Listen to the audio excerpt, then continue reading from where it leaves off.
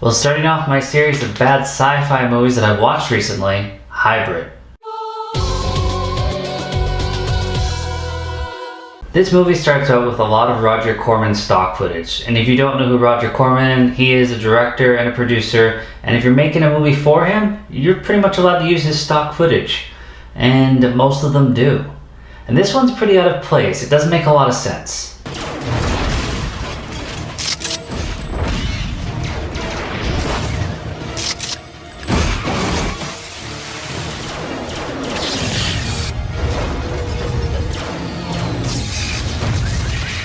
I mean, if your spaceship is flying around a planet blowing things up, why is all the footage of it shooting from space?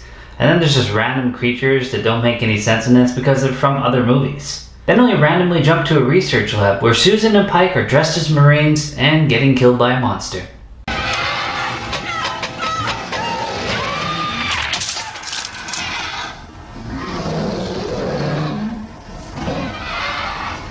Finally, we see our main characters traveling in whatever the hell this is. It looks like an armored van with a trailer, but it claims to have life support systems and turbines and coolant systems. They seem quite panicked about a coming ion storm, but then they walk around for a couple hours. No storm. They run into McQueen, who's pretending to be dead to get the drop on people. He's also searching for his son. After a little skirmish, they decide to travel together to this research facility. Same one. Rather than secure the base, the two girls, Dr. Leslie Morgan, played by Brinke Stevens, and her assistant Carla Ferguson, find a shower and decide to soap each other up. While discussing her infatuation with Dr. Hamilton, Carla reminds her that he just lost his wife. Later we learn that Dr. Leslie just lost her husband not that long ago and still isn't over it. So this conversation makes no sense.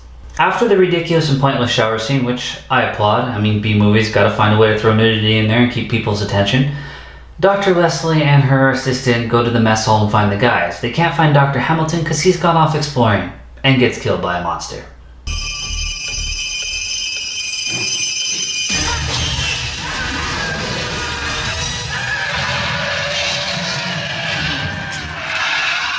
I'm guessing the set was small as there's a lot of tight shots and reusing the same area. After a little while, they head into a control room where Milo, their tech guy, hotwires an interface into a VCR. They watch a bunch of tapes where they learn the doctors and the researchers have actually combined cockroaches, snakes, and alien DNA with a human. Why the fuck would you do that? McQueen's son is not on the list of experimental subjects, but why would they even use his name? They secure the area, sort of, and Leslie tries to take a nap, but she can't sleep because the monster's pretty much banging at the door. So Carla gives her some sleeping pills. Great idea.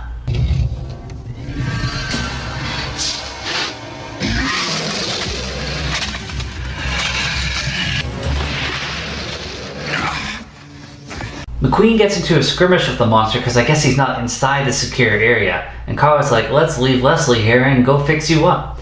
She wipes the blood around the wound and then puts a bandage on top. I wouldn't say she's ever going to make doctor with that kind of thing. Oh, and then she has sex with him.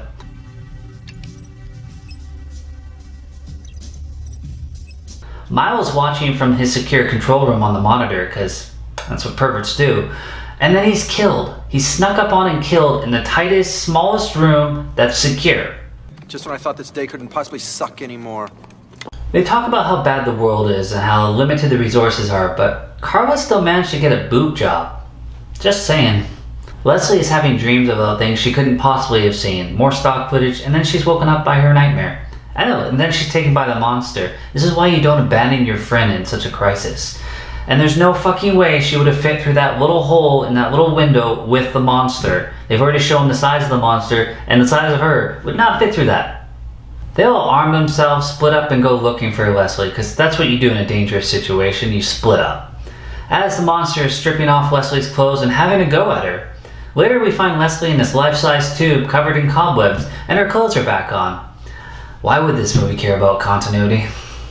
They rig the place to blow, but Blaine stays behind locked in Mortal Kombat with this monster before he says, "Time's up, Nighty Nightmare." It's like, not even the first time that they screwed up on lines and that made really very little sense. But they kept it. They kept those takes.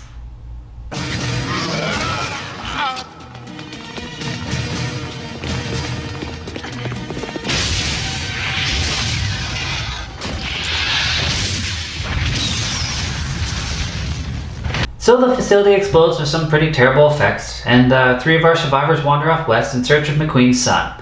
Leslie gets a stomachache, but then stands up and says she's okay. She gets over the hill out of sight of the cameras, and we hear her scream, because they want to rip off an alien movie. They want to put a baby alien inside of her, but they don't have the budget to show it.